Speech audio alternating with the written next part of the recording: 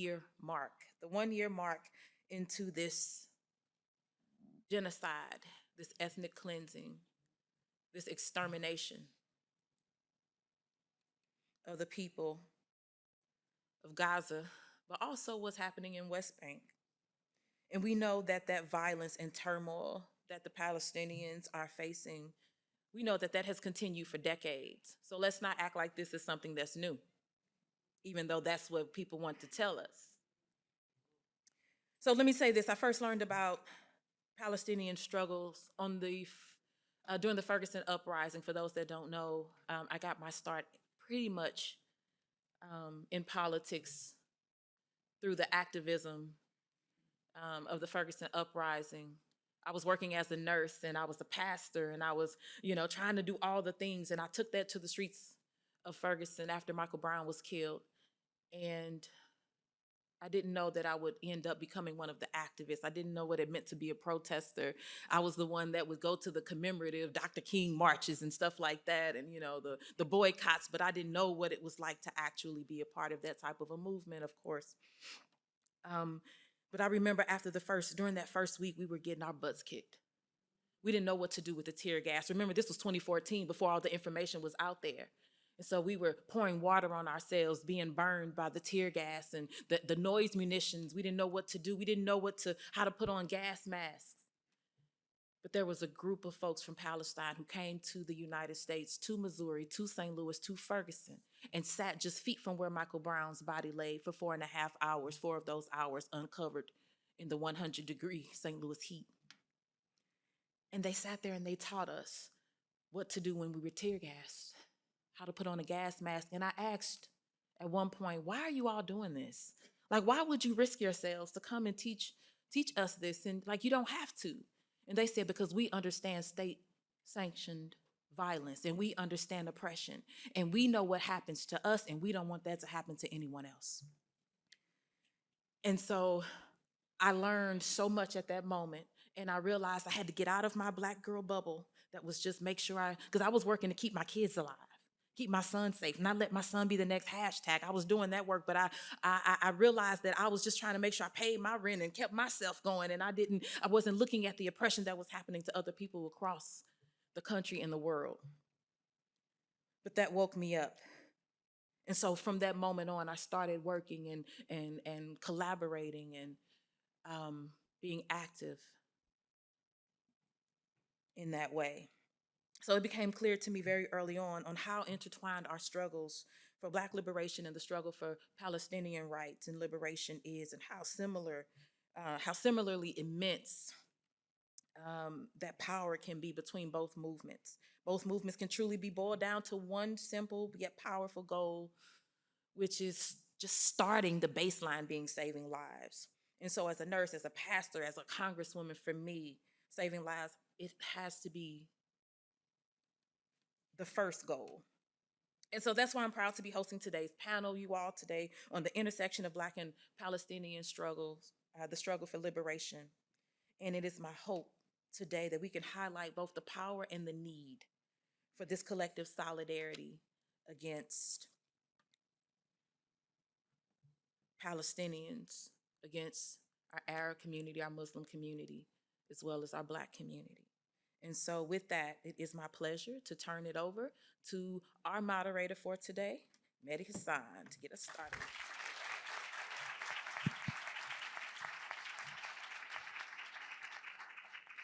Thank you, Congresswoman, and thank you all for coming today to this very important panel. Good to see people. I always like a room that's a standing room. There are some seats for people at the back if you want to come in. Okay, so agenda for today. We're going to talk, and then we're going to try and bring some of you in. Obviously, time is tight, and we are going to have as much of an important conversation as possible. My name is Mehdi Hasan. I'm the founder and editor-in-chief of a new media company called Zeteo, which I founded earlier this year after I left MSNBC. Great. You know what Barack Obama always says, don't clap, vote. I said, don't clap, subscribe, right? Zeteo.com, Zeteo.com. Shameless plug out of the way, but join us for some independent media. Look, one of the reasons I set up Zateo is because I wanted to focus on the fascist threat at home and the genocidal threat abroad. And we've done a lot of coverage of the fascist threat at home and the genocidal threat abroad. The thing is, when it comes to Gaza, as the Congresswoman just laid out, there are no words that can do justice to what has happened over the last 11 months. The best writers in the world cannot do justice to what we have seen with our own eyes over the last year. It is difficult to sit in the United States of America knowing that as we speak right now, people are being killed in Gaza.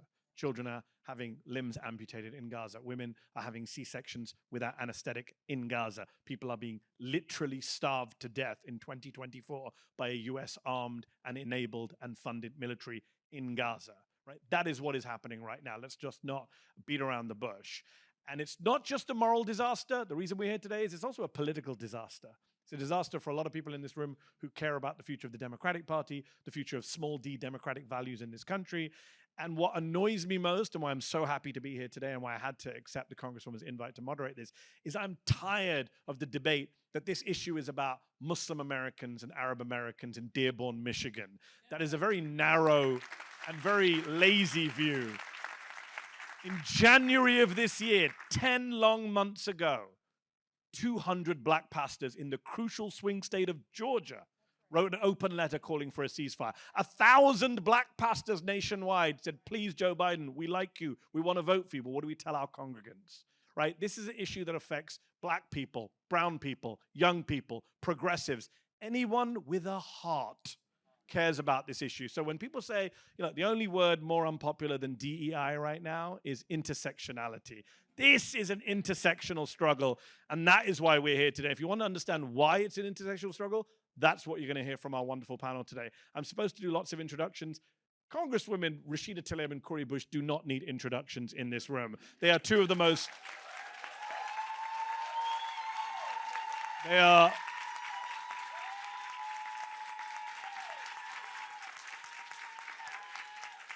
Given we are short on time, that applause counts as the introduction.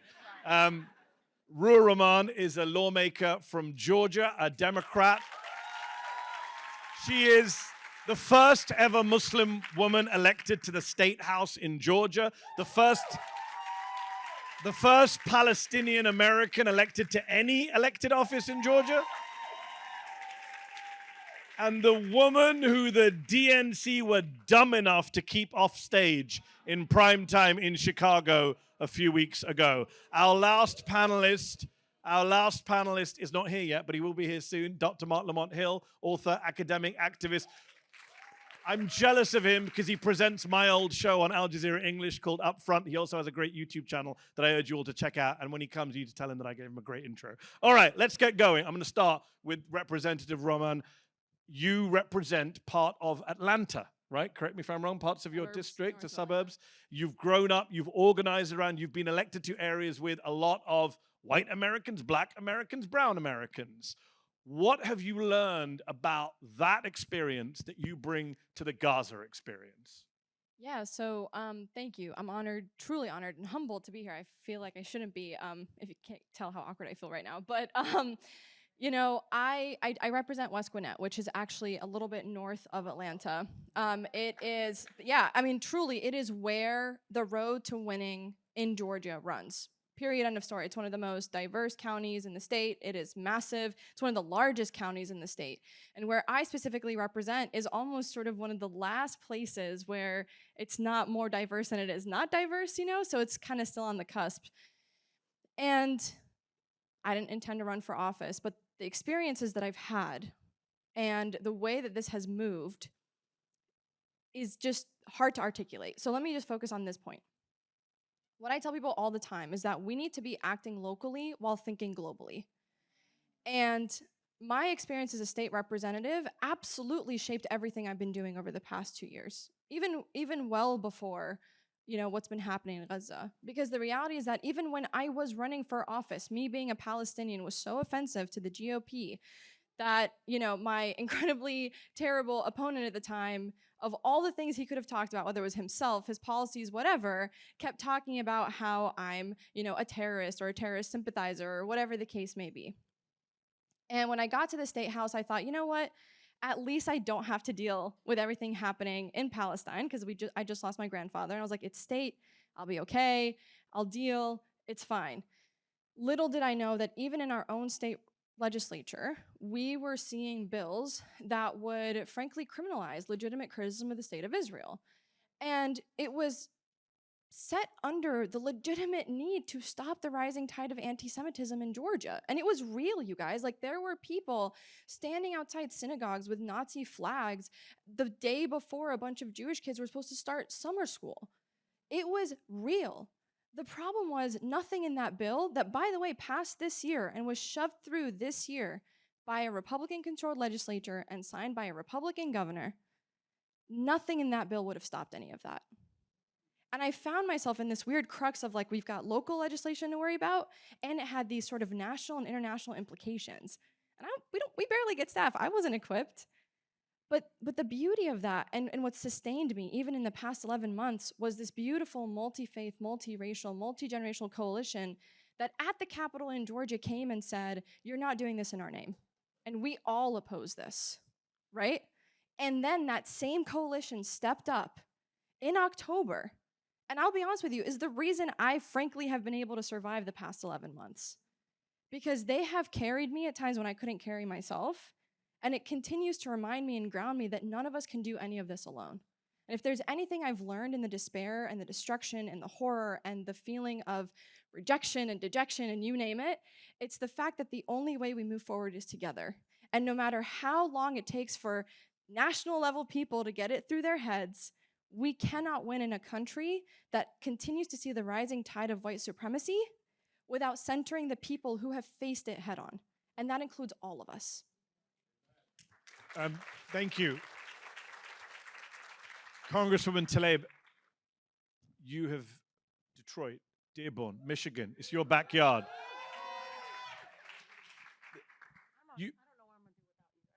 You have been a voice on this issue for a long time as an activist, as an organizer, as a member of Congress, and as a Palestinian American woman. Respond to that line that I mentioned earlier, that you're just a person in Congress who cares about this stuff because you're Palestinian American. No one else cares. God, you sound just like them.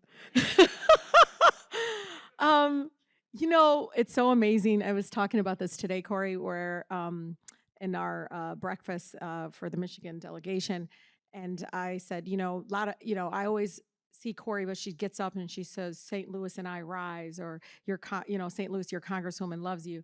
I always get up and I said, "I'm Rashida Tlaib, and I come from the most beautiful, blackest city in the country." And, every time. And, Mehdi, I don't think people realize what that really means. Because even as a Palestinian girl, I started school, I didn't speak English, and I remember my mother going to a parent meeting, but it was one of those parent meetings where, and I know y'all too young to know what Farmer Jack is, but they were giving out the little, kind of like a gift card, but it was a paper gift card back then. They didn't have it that's looking like a credit card like it does today. And I remember my mom was going to this parent meeting, and, they were rolling around the room and they were introducing themselves, and it got to my mother, and my mother's like, "Whispery." And it was always the black mothers in the room who were like, "Fatima, we can't hear you. Raise your voice."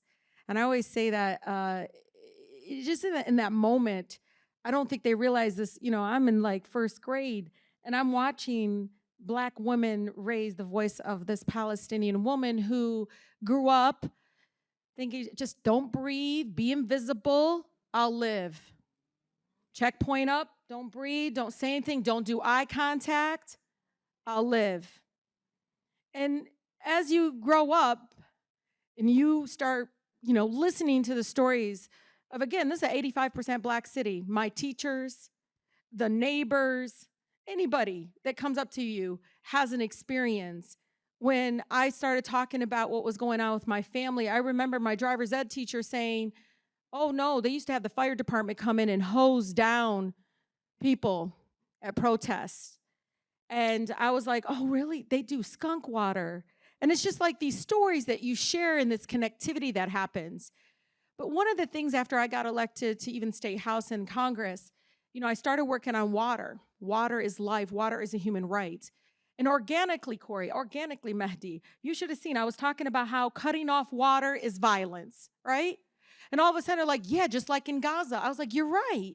And even though I was coming from the lens of being a Detroiter, and as somebody that we had to beg the United Nations to come to Detroit because literally seniors in their 70s were putting snow in a bucket to melt the snow to turn to water so they can flush their toilet because they didn't get access to water. And so we started saying in my office, you're right. From Detroit to Gaza, water is a human right. So cutting off water. It was beautifully organic, Mehdi. So my lived experience as being a Palestinian, but also as a Muslima, child of immigrants, all that, in a beautiful black city, it was just beautifully connecting on its own without me even pushing or trying. And I think that people don't even get it. Like, sometimes I come from a lens of really being a Detroiter when I fight for Palestine.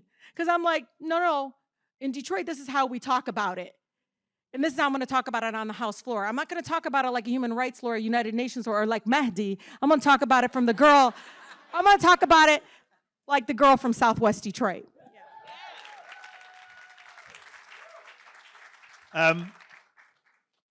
Congresswoman Bush, I'm not going to say this without any hyperbole. I think history will remember that you sacrificed your career for the biggest moral cause of our time.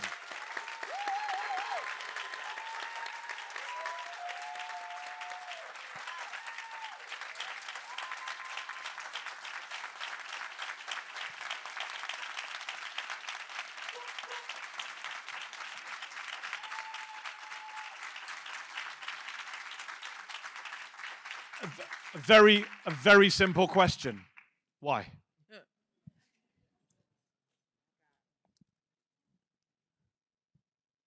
I ran, first of all, thank you all for that. I ran for this seat to be what I needed and what I wanted to see. And I ran for this seat saying that if it means my name, my reputation, and my money, I was going to do the work to save lives and do the work for those who have been most directly negatively impacted by policy violence. And I'll never forget being out there on the streets of Ferguson, again with our Palestinian brothers and sisters, putting themselves on the line for us because they didn't have to. Like, we were out there getting tear gassed, real bullets, rubber bullets, just all of dogs being unleashed. We were out there fighting day after day, night after night. Rain, sleet, hail, snow, hell no, we won't go. And they didn't have to be there. But not only that, they locked arms with our Jewish community. They locked arms with our AAPI community and so many others, our Latinx community, and everybody locked arms, LGBT, everybody locked arms together. And I'll never forget this one night. There was this white woman, this white pastor, 4 feet something, little. I'm 5'3", like I'm. But I'll never forget, there was this 16-year-old that was, he was FTP, you know what it was. Yes. And that's what he was saying. He just kept chanting it. And the police officer, we were at the police lineup, and he kept saying it. And this police officer got so mad just at the words. He didn't touch anyone. Montega's shaking his head, yes, because he remembers. Didn't touch him. And the police officer picked up his baton and was coming down to crack him over the head. And I'm standing there next to him, and I'm looking, and I'm like, it was dark outside, and there was this white woman. She reached up in the air, and she caught the baton in the air, and you could hear it go. She caught it, and she just held it, and the police officer was looking like, what just happened? But then he backed down, he pulled it away, and he walked away. And I just remember in that moment thinking, this is who we have to be. When I thought about our Palestinian community members, but not only those that came over, that delegation from Palestine, how they put themselves on the line, how our Hispanic and Latinx community, how they could have been deported and they still showed up for us. So that's why. It's because when they weren't the most impacted, they stood up for us. And so I'm not the most impacted, but my sister, I had to sit and listen to my sister when this happened and how she was being demonized and villainized and how her mother was not yet back in the United States. We were hoping she would get out. And I had to sit there and think about how can we burden her with trying to put together a ceasefire now resolution and make her be the one to stand up and fight for her own people when somebody else can help hold her back up. And so I said, because somebody else held my back up, I'm going to hold hers up if she wants. And she made the decision, sis, I need help. And so I said, I'll put myself on the line for you. I'll take the attacks first. You can stand next to me or behind me, but I will take the attacks first. And because my sister deserved that. And so that's why I put myself on the line. And let me say this, and I'm going to move, Mehdi. Someone said to me, well, why would you do that? You're a champion on reproductive freedom. You're a champion on unhoused rights. You're a champion on this, and that. And don't you know that that's, you should still be in Congress doing that work? Well, let me say this. If we saved one life in Gaza, if we saved one family in Gaza, it was worth it. And I wouldn't change it. I wouldn't take it back. If I had the opportunity to do it again, I would still introduce that ceasefire now resolution and do the exact same thing. Well said. Well said.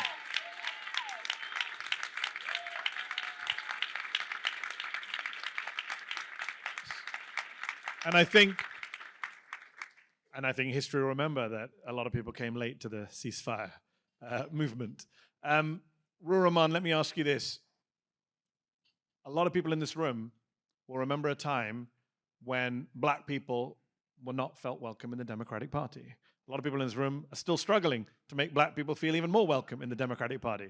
But big picture, today we talk about black voters, the Black Coalition, South Carolina, Jim Clyburn. We talk about that when we talk about politics and race. Do you feel like you're in a position that maybe some black voters were in 20, 30, 40 years ago? I think of the Daily Show sketch after the DNC, which indirectly referred to what happened to you, where Jon Stewart said, there were black Americans and Jewish Americans and gay Americans, and there were no Palestinian Americans. I just wonder, as a Palestinian American lawmaker within the party, how does that make you feel when you see other groups have fought, struggled, almost got their seats at the table, but this one group constantly erased from the White House down? Yeah, I mean, first and foremost, I want to be very clear that I can't even begin to compare myself to black organizers because the reality is that they did have it so much worse, right? We always talk about the different forms of privileges and underprivileges and all that kind of stuff. Yes. And I think that's a very just important point to make. But the thing I loved, and I wasn't even supposed to be at the DNC, but the reason I trusted my colleagues within and I call them my colleagues now because we trauma bonded very well, but is that, within the uncommitted movement, there was a clear understanding of the history of Fannie Lou Hamer. And she was the person who literally integrated her party. And it wasn't to say that we had it as bad as she did. It was to literally give credit where credit is due, that she created the kinds of strategies and movements that we are learning from to do the same, to ensure that nobody forgets us either. Because the reality is that, again, we cannot do any of this alone. Even in Georgia, we cannot, it has one of the largest black populations, and yet we cannot flip the state by ourselves. It was a broad coalition. We changed the electorate, and the same thing is gonna have to happen within the Democratic Party because the reality is, again, like Representative Tlaib said, it's not just Arabs and Muslims and Palestinians that care about this. It's all the people that have stood with us. It's all the people that have marched with us. It's all the students in the encampments. I mean, I've got students in my state right now, every faith and color you can think of, reaching out, asking what and how they can help.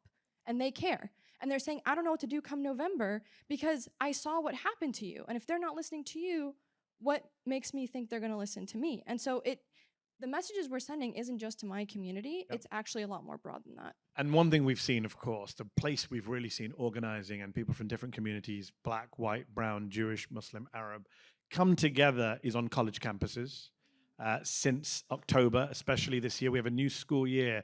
Congresswoman Tlaib, forgive me, I'm a journalist, I have to ask a news question to you.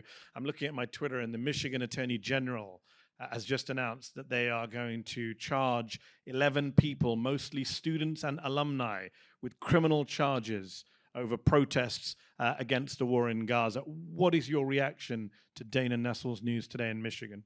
I mean, I think everybody saw my reaction. I mean, we have a Michigan Attorney General going beyond what the county prosecutor has done in evaluating, investigating, but also deciding, at this moment to use resources instead of getting justice, not one criminal charge in the Flint water crisis, but you're going to spend time vilifying and trying to use the power of your office to silence people's First Amendment right. Literally, we have protests and marches for Black Lives Matter, for immigrant rights, for climate, for reproductive health. Nothing. But when it's for Palestine, all of a sudden, we have people saying, what Constitution? Well, she's going to forget, she might have forgotten. Not only am I coming from the most beautiful Blackest city in the country, but also from a state that values the United States Constitution and the Michigan Constitution. And we're going to fight this, and we're going to protect these students who wanted to speak truth to power and wanted to save lives, no matter faith or ethnicity. If you look at that beautiful encampment and the number of people there, and we all visited, it was incredible to watch them sit not only in peace, but also just sitting there in presence of understanding and looking at the Armenian genocide, looking at the Black struggle, even currently in our country, and connecting it to what was going on in Gaza. And I can tell you at this moment, I'm just thinking, wow, our Michigan Democratic Attorney General, Dana Nessel,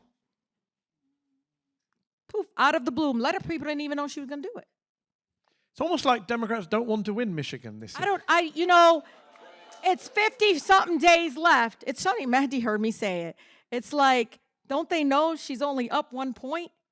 But not only that, it doesn't matter. But you know what comes down to, though? What is the right thing to do in election or non-election year? And so we got to, Pastor Bland Jr., and I don't know if you all know, when I go into a Baptist church, I told Cori this, I stick out. And so I go visit my churches because sometimes even worshiping with my residents keeps me close and rooted with them and grounded with them. But, I go visit the churches. It's what you do in Detroit. And I go and sit, and I don't know, when the pastor's really good, Mehdi, you feel like he's only talking to you. You know what I mean? When you go to a real good Baptist church, you feel like the pastor's only talking to you. And he looks right at me and he says, our country is not divided. We're just disconnected. And it has settled with me because it's easy for Cori and I to see connection. She's a nurse. She's got this amazing lived experience. I'm the eldest of 14, been taking care of people all my life. I probably better prepare me for public office than anything in my life. But when we start connecting our movements, that's when both Democratic and Republican parties should be scared. Yeah. One day, when we have more time, I'm going to ask you about how you remember 13 siblings' names, but that's a discussion for another day. I make them all up. I'm like one of those. Dr. Marc Lamont Hill is in the house. We are short on time. I'm going to throw you this question as the scholar on the stage. Let me ask you this. Put in context for us, if you can briefly, what it means to be someone who is active and organized and protesting and resisting on the Black Liberation Front and the Palestinian Liberation Front in American history. Because something I said recently, and I'd love for you to expand on this, is we've seen this before, right? None of this is new. It's students being demonized, the left being demonized, people being told you're anti the country. Like, this is what happened. Martin Luther King was not a popular guy when he was alive. He was not. So pick up from there if you can. Give us some context, because you're someone at the heart of all this. Yeah, no, thank you for that. And by the way, greetings, everybody. My deepest apologies. I was coming from New York and the train broke down. So I just, Amtrak be on that. So, but it's a wonderful question, and it's a wonderful question against the backdrop of the people on this panel, because everybody on this stage has paid a price. Everybody on this stage has taken a risk. Everyone has articulated an ethic of risk and then performed it in a way that mattered. It's easy to talk heavy when nothing is at stake. But when something's at stake, then you see what people are about. And there's a long history of Black people standing in solidarity, not just with Palestine, but more fundamentally, Black people standing on the right side of history in an effort to produce justice. Black people have believed in justice. We have invested in justice. We have believed in America's democratic promises, even at the moments where they were the most unattainable, unimaginable, and implausible. You know, we still fought for a world that we would not even see. And there are moments where we did that by trying to imagine elsewhere. You know, Black-Palestinian solidarity has been going on for a long time, but there was a moment when you look at Black nationalist movements, to get to the scholarly part of it, think about Marcus Garvey's movement. Think about the UNIA. Think about other moments that said, we need a model of liberation. And at first, they looked to the Zionist movement. They looked, I mean, we gotta be honest about that. We're talking about historical accuracy. They looked in the late 1900s to this burgeoning movement that was happening in Eastern Europe, going to what was then Ottoman Palestine, and they were saying, wait a minute, these are people who are identifying as a single nation. These are people who are looking for justice. These are people who are looking for their own land. They're looking for freedom, justice, and equality. Let me look there. But Black folk don't take us long to figure stuff out. Stuff start looking funny in the light. You know what I'm saying? We stepped out the club, the lights was on. We was like, wait a minute. Some of y'all know what I'm talking about. I've been on the train for a while. I'm a little silly right now. So, over time, what we began to recognize is that the liberation movement, which we recognize, the desire to be free from violence, the desire to be free from a state or a community or a world that hates you. Who has been more despised than African people? Right? We saw that and we recognized, but we also understood that having liberated yourself from oppression does not give you a license to then oppress others, right? And you can see that now. Look at how South Africa responds to Israel versus how Germany responds to Israel. We both have deep wounds. We both don't have the moral high ground. And when I say we, you talk about the United States too, ain't none of us got the moral high ground. But the question is, at this moment, what do we do? And so over time, Black freedom fighters began to recognize that while the struggle for liberation is righteous, you can't jump out of a burning building and land on the back of somebody else. So what do you then do? And so you began to see by the 50s, you began to see a turn for a couple of reasons. One, because of Black Muslims. The Black Muslim community has never been given the full credit or had the full debt paid. One, for creating, for opening up Islam in America, but also for creating a different vision of what the international community could look like. It wasn't about Black-Palestinian solidarity, it was about internationalism.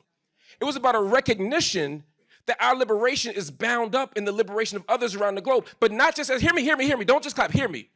This is not just about some leftist cliche.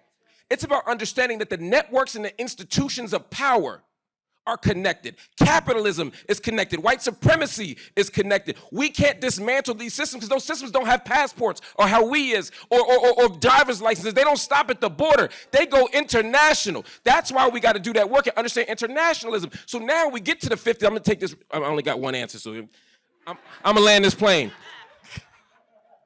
We get to the 50s and some interesting stuff happens. One, Malcolm X. But we can't acknowledge Malcolm without acknowledging the nation.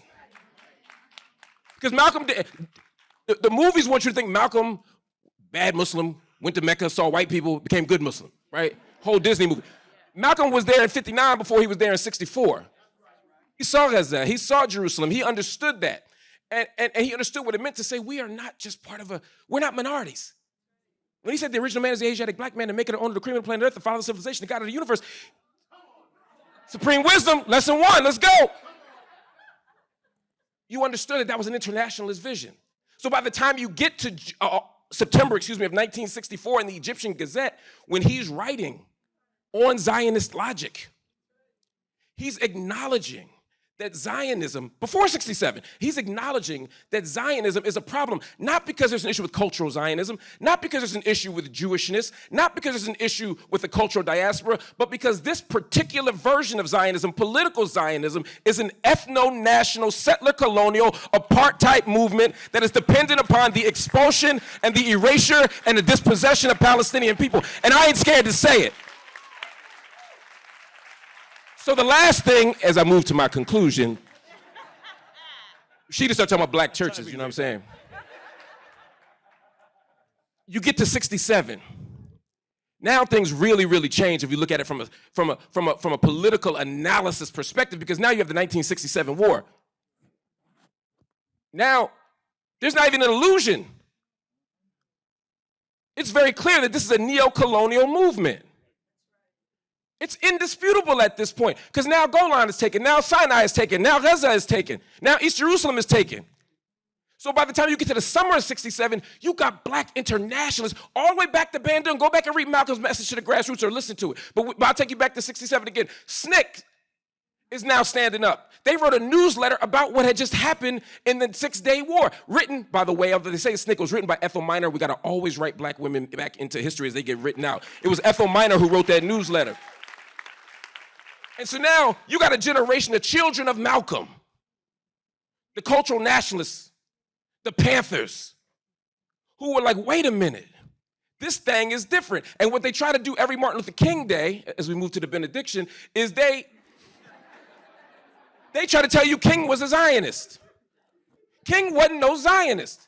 What King said is that he believed that Israel had a right to exist, but not the right to exist as an ethno-nationalist apartheid state. He was simply talking about respecting the territorial integrity after the 6-Day War as vis-a-vis UN Resolution 242 and 338. He was making a purely juridical or legal argument. That's all he was doing. But by the end, what did King say? He said, I'm not going back to the Holy Land. I don't want my name signed to that thing. He said, I think that Israel has grown arrogant and unyielding. He said they took Jerusalem and I'm not sure they'll ever get it back. That was in 68. It is now 2024 and they still have not given back East Jerusalem. So when we look at this moment with these people in this room, we are not alone. And when we walked through Ferguson, and then we walked to Jerusalem, and we walked to Jericho, and we walked to Gaza, when we walk from these places from Ferguson to Palestine, we are standing on the shoulders of generations of liberators and freedom fighters who dreamt more ambitious and audacious freedom dreams than we could have ever imagined. And so at this juncture in history, we no longer need to be afraid. There are too many of us to be afraid. We no longer need to lie. We ain't got to tell people that the president's working night and day to get a ceasefire, but we gonna still keep sending money and weapons and giving UN Security Council protection. Stop it. Tell the truth. Stand up for freedom. Stand on business like Dr. King or somebody said. And then do the work of liberation. Because until Palestine is free, until Sudan is free, until Congo is free, until Haiti is free, then not one single one of us in this room is free. Free Palestine from the river to the motherfucking sea.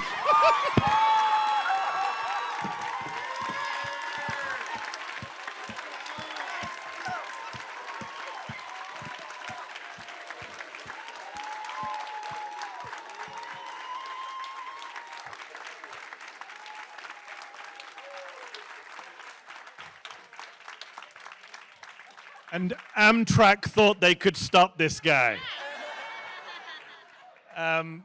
Thank you for that.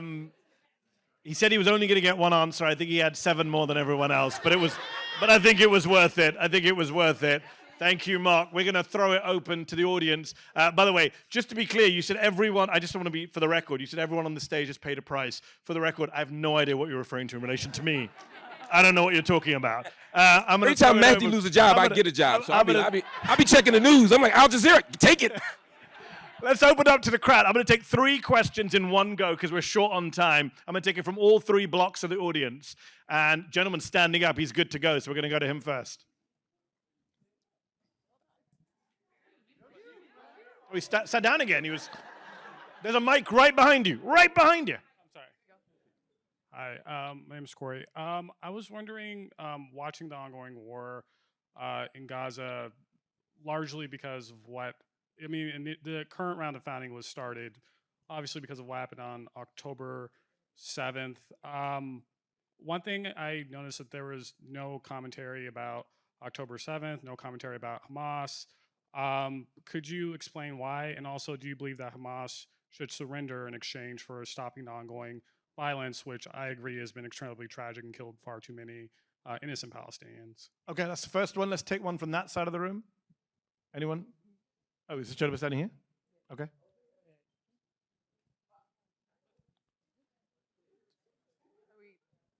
While Right we're here, figuring right here. that out, let me say, while we're figuring that out, I want to acknowledge Congresswoman Ilhan Omar, who is in the room.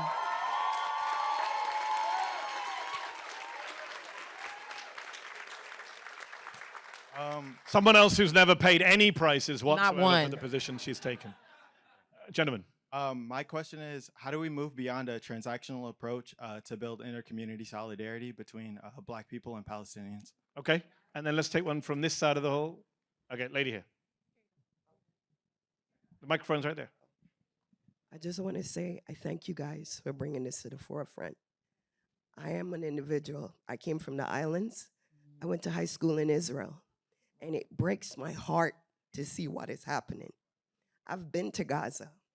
My dad worked for the UN for many years, and it breaks my heart that I've adopted this country as my home, but I also know how to be human first, and what is happening is atrocious. And if you take Palestinian out and you put Black in there, it's the same thing. It's unfair. And the last thing is, for something this important, why did we put it in such a small room? I had to listen to this from outside the door, Yes. through the crack in the window.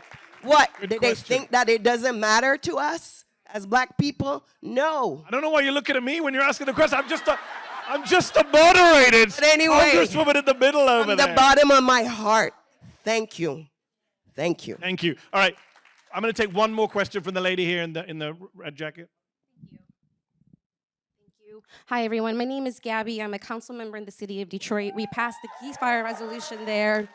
I am very much a lefty, and people constantly ask me to help support Harris for the presidential campaign when I'm seeing my friends in Dearborn and Detroit praying for her to lose.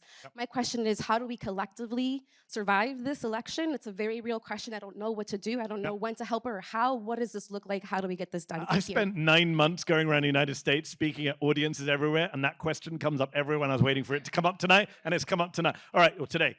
Okay, let's just go from the top. I felt like your question was for Mark, so I'm going to throw it to Mark. Why won't Hamas question. Why won't Hamas surrender? Do you call for Hamas to surrender? Why didn't you talk about Hamas in your wonderful remarks? All right, I'll be literally 1 minute. Okay, I didn't mention Hamas in my remarks because the question was about Black-Palestinian solidarity throughout history, and Hamas is not that old. 1987, right? So that's why. I feel like we have this reflexive tick in American media and politics where we have to say, but Hamas, what about Hamas? What are we going to do about Hamas? Denounce Hamas, right? And I think that it's unnecessary and it's excessive. That does not mean that we don't have critiques of Hamas. But let's be very clear. Hamas hasn't surrendered because they're still under brutal occupation. Hamas hasn't surrendered because Israel has never given the Palestinian people 1 minute, 1 second self-determination, freedom, or liberation. Even after they left ostensibly in Gaza in 2005, 2006, they simply occupied it by bordering land, air, sea, electromagnetic sphere, everything, right?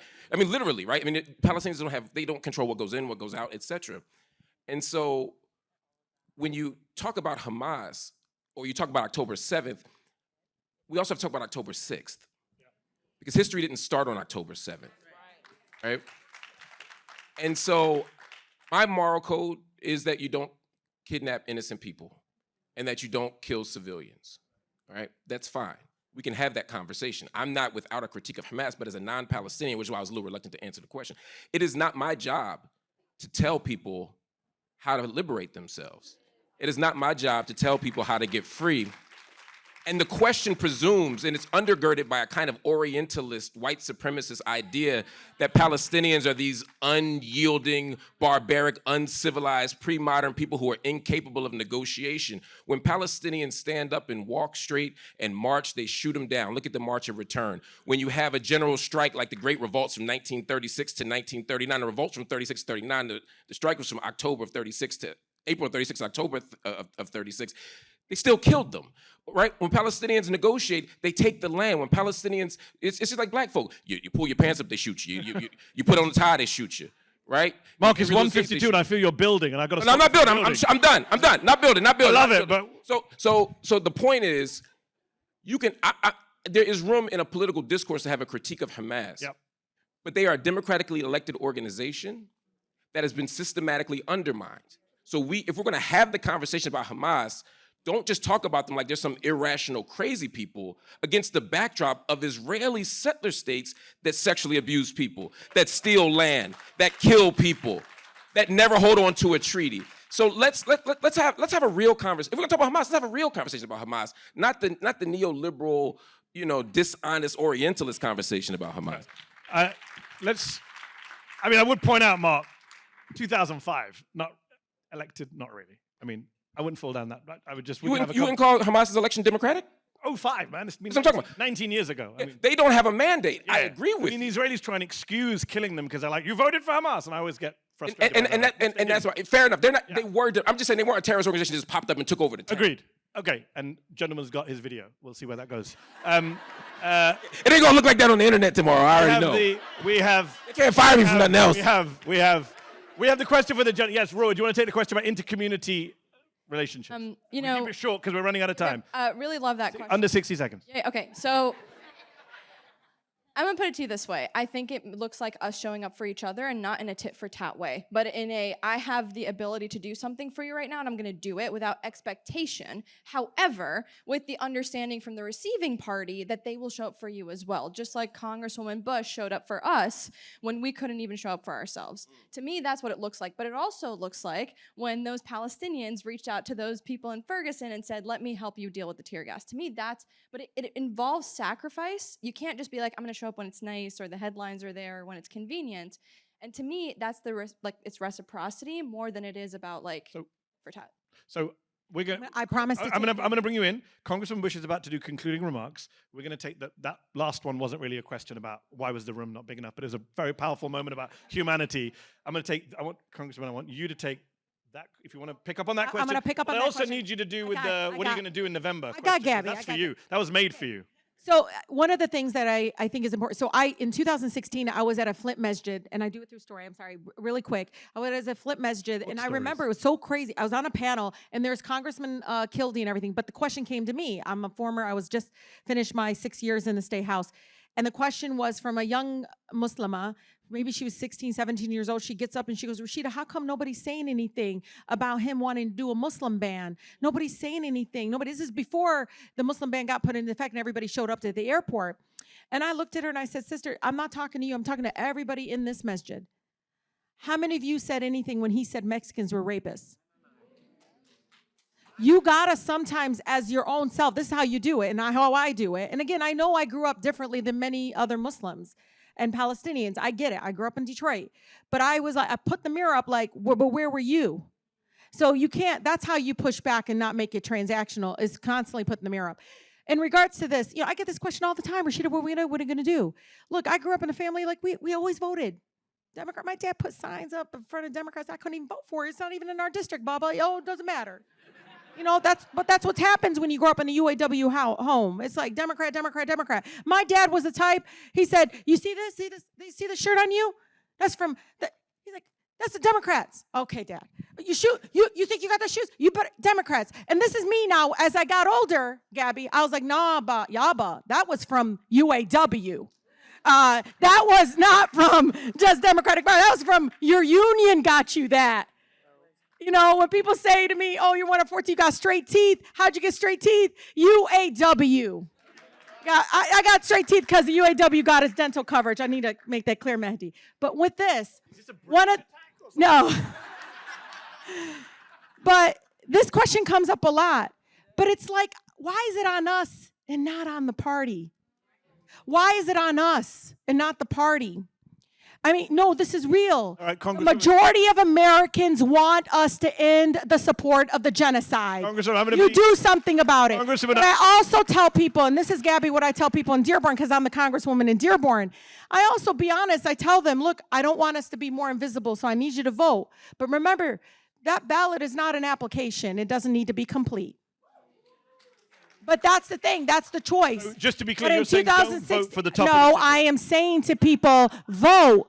But you also have a choice if you think, well, because a lot of them tell me, Mehdi, I don't want blood on my hands, Rashida. And I get it, same thing. That's what they tell me in Arabic. do I you don't want say? blood on my I'm just hands. wondering what you I say. tell them, okay, but there's other people on this ballot that Agreed. support ceasefire. There's other people in this ballot that can protect our community. We have a Michigan Supreme Court justice race right now. We got to do something about it. But again, I always ask consistently, the Harris campaign and everybody, you hear us loud and clear. Don't risk it. Don't risk it. Why are we more afraid of Trump becoming president more than our own party? That's majority of us are saying, we got your back, Harris. We got you.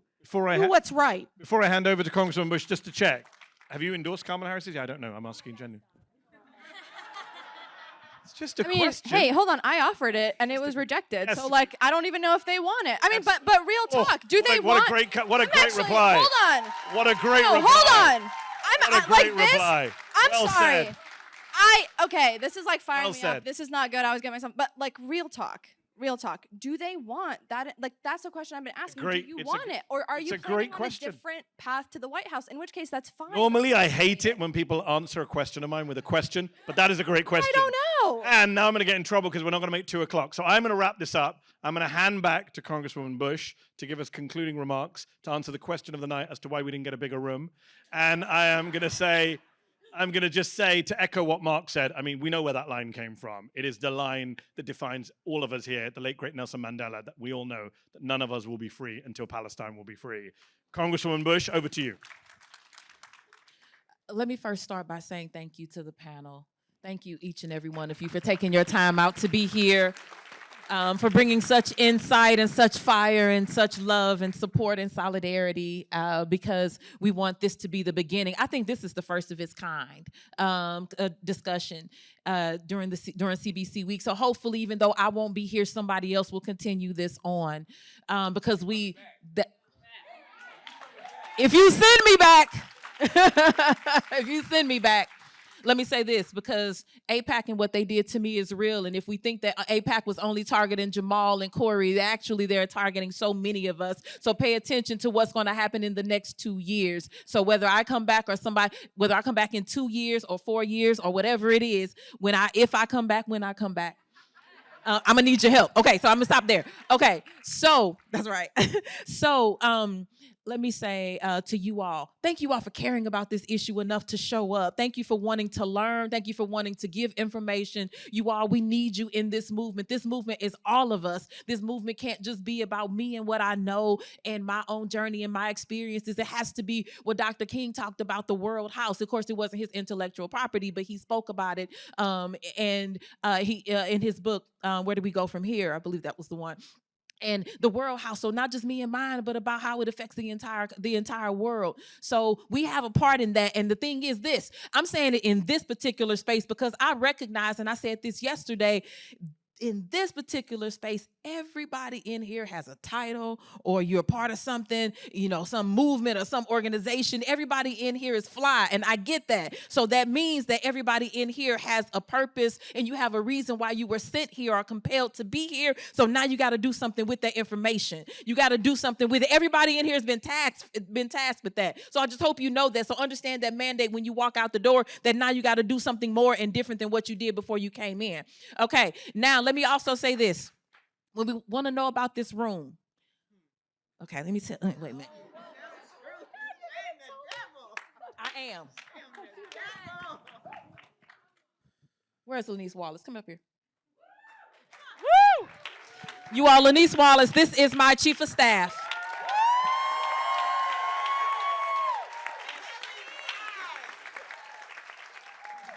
So let me say this. First of all, we barely have a room. Barely have a room. We almost didn't have a room. This was almost canceled. So we had a different room, and we were told just wasn't going to be. But because I have a chief of staff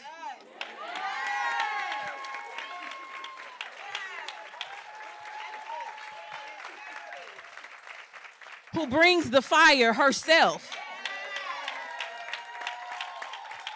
and a chief of staff who understood how important this moment was and this panel would be. She didn't just allow it to be. And so did we get a big enough room? No. But instead of this being shut down and not happening at all, we ended up with this room. So if we got to be a little tight, y'all, we movement folks. We sleep on the floor. If we need to, we'll pile up. We sleep outside. We know how to protest, weather, regardless. So you know what? This was still comfortable for us. So thank you for the question. But the fact that we are even still in here when we were supposed to be shut out. But you know, they can't shut out. They can't shut us out. They can't shut. Y'all know Cori Bush don't take no. So anyway, thank you all so much. Free, free Palestine. And we're going to continue to stand up and speak for all people. Humanity is in our hearts, but it's also on our backs. So thank you all so much. Everyone.